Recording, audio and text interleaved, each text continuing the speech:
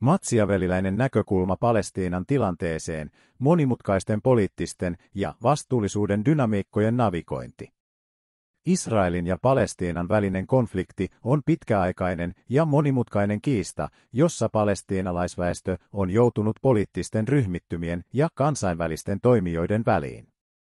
Tässä esityksessä machiavelliläistä näkökulmaa noudattaen tarkastellaan Palestiinan tilanteen monimutkaisia dynamiikkoja keskittyen erityisesti Hamasin rooliin, väitettyyn avun rahojen väärinkäyttöön ja länsimaiden laajaan osallistumiseen tämän konfliktin jatkumiseen. Luku 1. Hamasin rooli.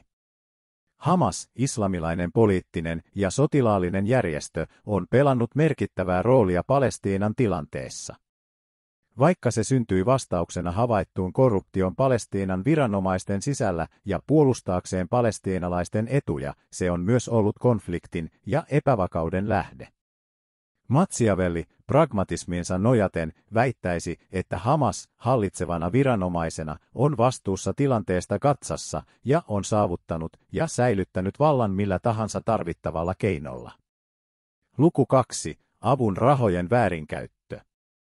Syytökset avun rahojen väärinkäytöstä, jotka on tarkoitettu palestiinalaisväestölle, ovat huolestuttavia. Machiavelliläinen näkökulma tunnistaa, että vallanpitäjät voivat hyödyntää asemansa henkilökohtaiseen voittoon. Korruption havaitseminen voi horjuttaa yleistä luottamusta ja hidastaa edistystä. Vaikka kaikki virkamiehet eivät välttämättä ole mukana väärinkäytöksissä, pelkkä tällaisten tekojen havaitseminen voi olla voimakas työkalu Machiavellin työkalupakissa. Luku 3. Länsimaat ja niiden osallistuminen. Länsimaiden rooli Palestiinan alueiden rahoituksessa on ollut sekä ratkaiseva että kiistanalainen. Vaikka ne tarjoavat apua humanitaarisista syistä, niitä on arvosteltu epäsuorasta tuesta Hamasille ja mahdollisesta silmien sulkemisesta korruptiolta. Machiavelliläinen näkökulma ehdottaa, että länsimaat voivat priorisoida omia strategisia etujaan, vaikka se tarkoittaisi epäilyttävien johtajien tai ryhmien tukemista.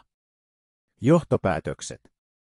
Palestiinan politiikan monimutkaisessa verkostossa on välttämätöntä tarkastella eri toimijoiden ja heidän motiiviensa machiavellilaisesta näkökulmasta. Vaikka Hamasilla on monimutkainen rooli, se kantaa vastuuta hallitsevana toimijana ja on siksi oikeutettu kritiikin kohteeksi.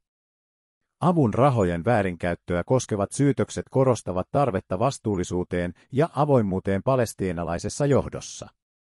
Länsimaat, jotka usein ajavat omia etujaan, joutuvat varovaisesti kulkemaan osallistumisessaan israelilais-palestiinalaiseen konfliktiin.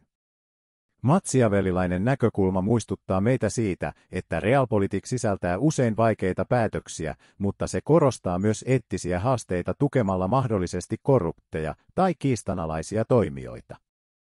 Yhteenvetona machiavelliläinen lähestymistapa auttaa ymmärtämään vallan, omien etujen ja moraalin monimutkaista vuorovaikutusta israelilais-palestiinalaisessa konfliktissa.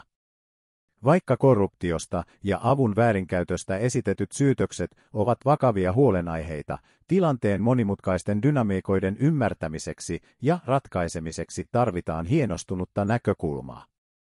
Pitkäaikainen ratkaisu israelilais-palestiinalaiseen konfliktiin vaatii monimutkaista sekoitusta realpolitikista ja eettisistä näkökulmista.